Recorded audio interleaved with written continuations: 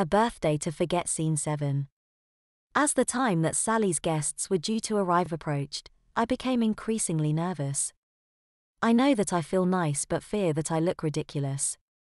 And with 3 girls from my school coming, there's a very strong chance that by Monday, my entire year will know that I wore a dress on my birthday.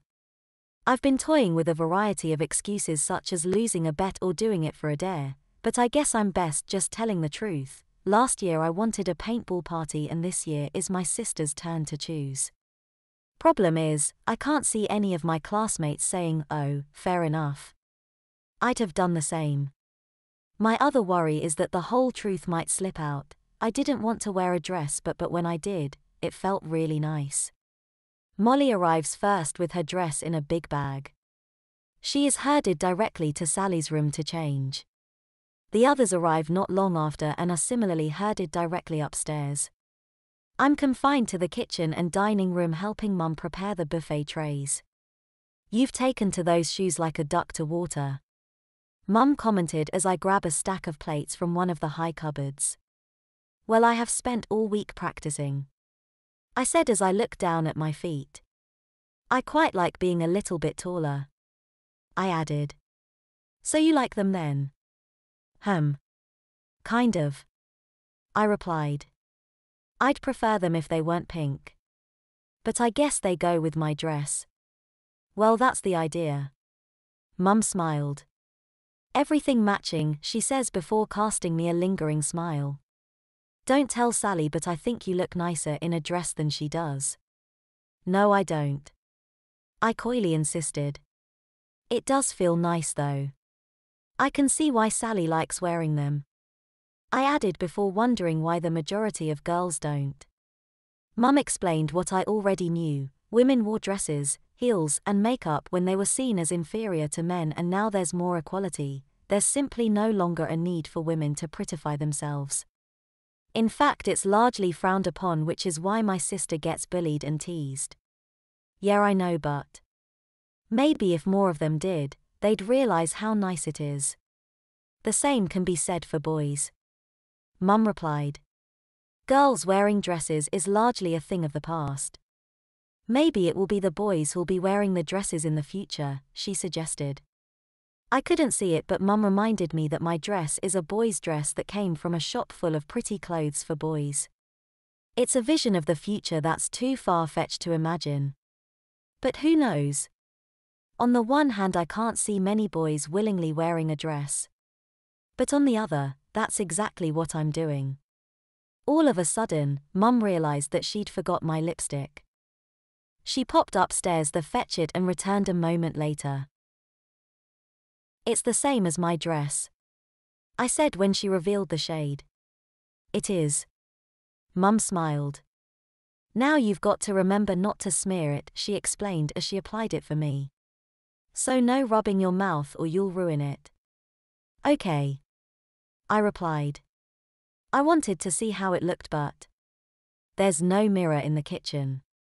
With all the excitement of getting ready, I'd clean forgotten about my new camera. I grabbed it and asked Mum if she'd take a photograph, just so I could see myself. Do I look pretty? I asked. Very. Mum grinned. She placed her hand on my puffed sleeve and thumbed my lace-trimmed collar. When I was little girl, I'd have loved to wear a dress like this. Didn't you? Mum explained that dresses tended to be plain and functional rather than pretty and prissy. Only brides and bridesmaids and flower girls got to wear really nice frocks. Of course there were girly girls like Sally and fanatics of the Lolita and kawaii fad, but they were few in number. Like today, most girls and most grown women simply preferred trousers. The tide was turning even then. She also explained that when she was a girl, guests to a birthday party were expected to bring a gift and a greeting card. I'd never heard of a greeting card, so Mum explained the concept. So long as I've been alive, only parents buy birthday gifts. Not friends or cousins or even siblings. And as for the greeting card tradition, it sounds like an awful waste of paper, I claimed. Which is precisely why we no longer have them. Mum replied. We also used to have paper party plates, she claimed. They used to buy disposable plates to use once and throw away. Surely she's winding me up? Paper cups too. Mum claimed. We were a very wasteful society when I was young. It's not like today, she said. The impromptu history lesson was interesting. Sometimes the past is the strangest place. Meanwhile, Sally, Molly, Kirsten, Sarah and Melanie are busy getting ready upstairs. I can hear their muffled shrieks and giggles echoing down the stairwell, and before long, they're approaching footsteps. I become increasingly nervous as I hear Sally telling them to stay in the dining room. She pops her head around the kitchen door and beckons me.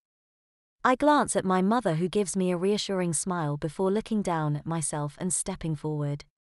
Sally grabs my hand and leads me into the dining room, where I'm greeted with an audible gasp, followed by a long silence. The silence probably only lasted for a second or two, but it felt like minutes. A deep sense of shame flooded through me as my sister's 4 guests just looked at me. This is the moment I'd been dreading. The moment of ridicule that will spill into tomorrow and the days after that. I know what I look like, and for a 14-year-old boy, it's certainly a sight to behold.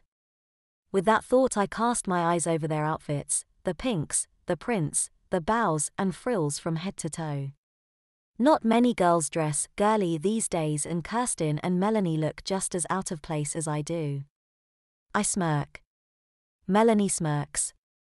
Molly chuckles but quickly contains it, then Sarah bursts out laughing, and that sets us all off.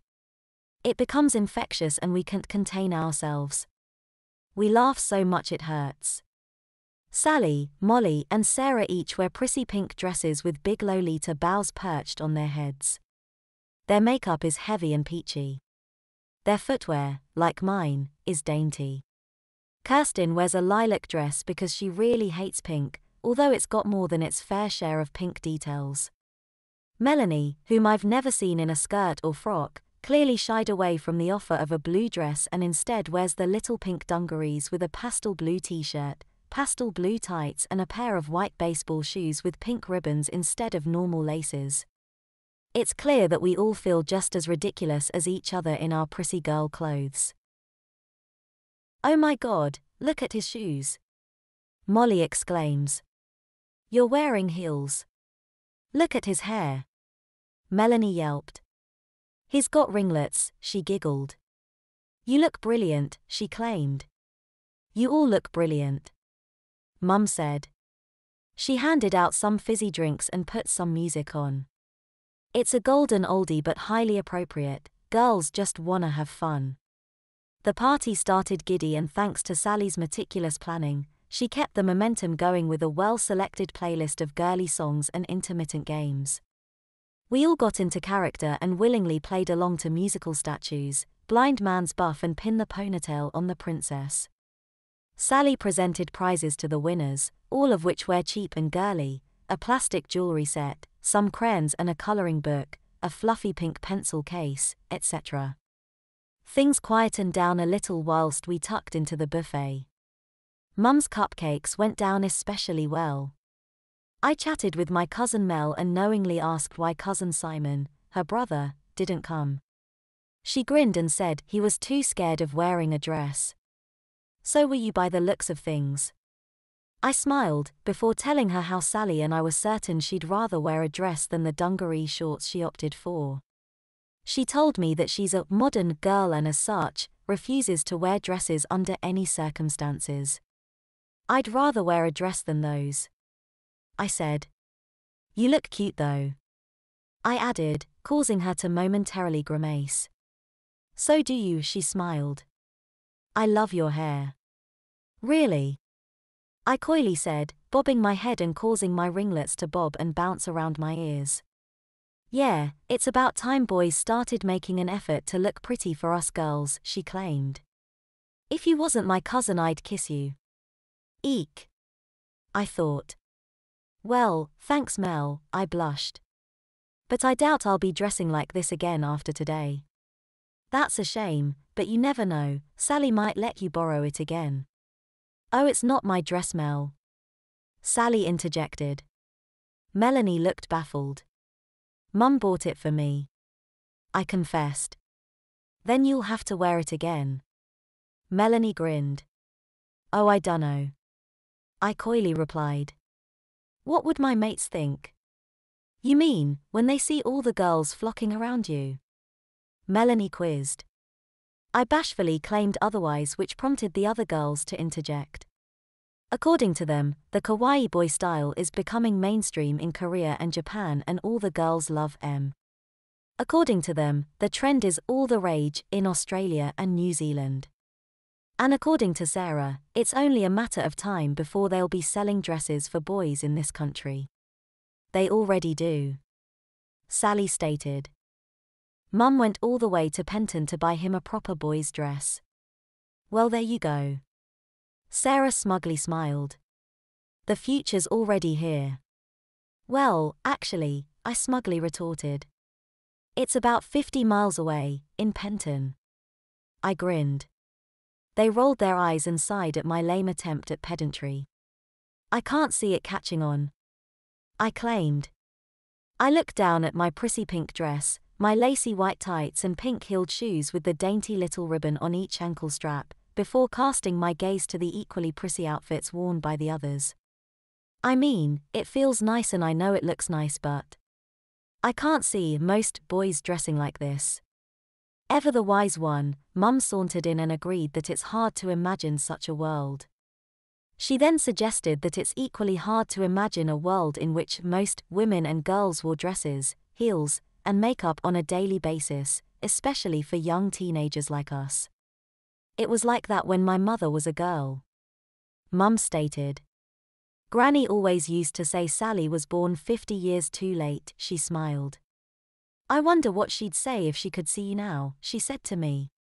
Granny passed away a few years ago and I remember her well. I don't understand these modern fashions, pants and pixie cuts. In my day girls were girls, you could tell the difference, she used to rant. I wonder if she'd approve or not. Shall we have some cake? Mum suggested. Sally had meticulously planned the party and insisted on playing pass the parcel first. Everybody sit in a circle, and leave a space for me, she instructed. Mum, you're the DJ.